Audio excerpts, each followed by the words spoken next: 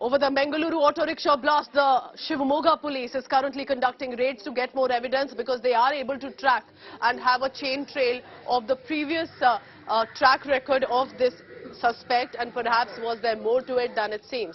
The police are conducting, as you can see, raids against 4 houses in Tirathalli. In the month of September, one Maz and Yasin were taken into arrest. Explosives were recovered at that point. The accused have admitted that it was this suspect, Shariq, who had trained them. Police are conducting raids in the relatives' residence as well in Tirathalli. This is big news, Sagai. So it is not just about Mangaluru. They have gone to Shivamogga. How far is Shivamogga in areas in terms of distance? Is it in the same district? And importantly, there had been earlier raids as well. And for that to be linking, clearly police does have some lead that they are looking into this case. Absolutely, and Shivamogga is very close to Mangalore and probably more than 100 kilometers from Mangalore for Shivamogga district. And as you rightly pointed out, and as I was briefing you earlier, yes, Yasin and Maza, when they were arrested in the month of September, the police have found out explosive and other materials inside their house. And following that, when they had inquired these two suspects, that's when they have revealed the name of Shariq, saying that he was a person who had trained them to how to make bombs, and he was a person who had radicalized these two terrorist suspects. And from that day onwards, police were searching for him. And after Shariq was being found out in Mangalore in this explosion case, now again the police have started to raid the residence of Yasin's relative as well as Shariq's relative who stay in Tirthahalli, and Yasin and Maz's relatives in Tirthahalli. So as we speak now, raids are being conducted and it has been supervised by DYSP. Remember when this particular explosion happened, when the Shariq names started to do rounds, even the DYSP of Shivamogga had rushed to Mangalore to give more information on the investigation that they had done in Tirthahalli, where they have got explosive and other things.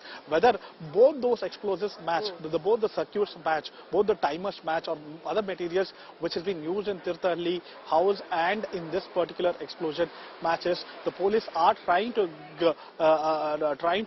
get all possible angles, all possible information to ensure that Sagai, they I do have this question. The Director General of Police in Karnataka very categorically said that this appears to be a terror blast case. They are investigating. Coimbatore is also a terror blast case, as it appears that the Tamil Nadu police is looking at. They're even thinking and trying to ascertain if this could have a link to how the Sri Lanka explosions had taken place. Why is it that the Coimbatore and the Mangaluru blasts are not being interconnected for now by the state police? Adjacent states, they can be looking at it, but why are they taking their own sweet time? Is it because they want to ensure that they have specific evidence in this case? Because it appears that the nature is same. 2 terror attacks foiled just out of coincidence. We in fact have visuals on your screen.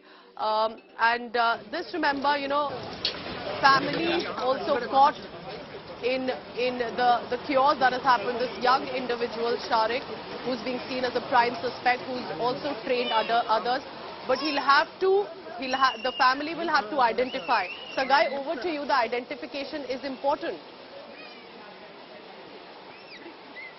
Absolutely, identification is important, and it is a protocol which will be followed by the police. As we speak, that identification is happening behind me in the general ward where Shariq is undergoing treatment. I'm talking about the question that you asked about Coimbatore and Mangalore blast. The police are in touch with Coimbatore police to find out what kind of explosives that they have been used. As the ADGP Law and Order of Karnataka, Alok Kumar, was talking to media, he has clarified that these terrorist suspects were trying to create disharmony. They were trying to plant the explosive in one of the public places, and much before they could even reach their destination, the bombs had exploded in their vehicles. And there are possibilities of similarities because these guys are immature bomb makers.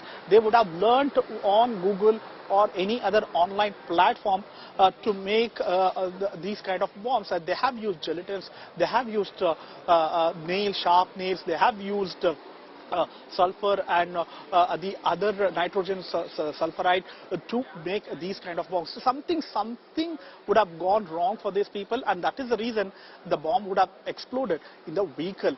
And thankfully nothing big has happened, and in both the cases the suspect had suffered injuries and they were been the casualties.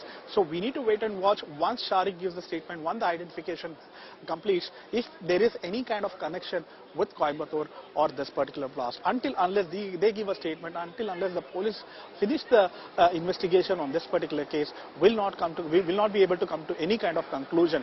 Because as I told you earlier, there are things that they have to find out, whether the timer in Coimbatore bomb as well as Mangalore bomb are same, whether the circuit which has been used in both the places are same, whether the explosives which has been used in both the bombs are same. So everything should be examined. The police have to do their investigation. FSL team have to submit the report. Once they complete, probably will come to one conclusion whether a similar kind of module Sagai, because it is important to tell our viewer why the family is here in the hospital.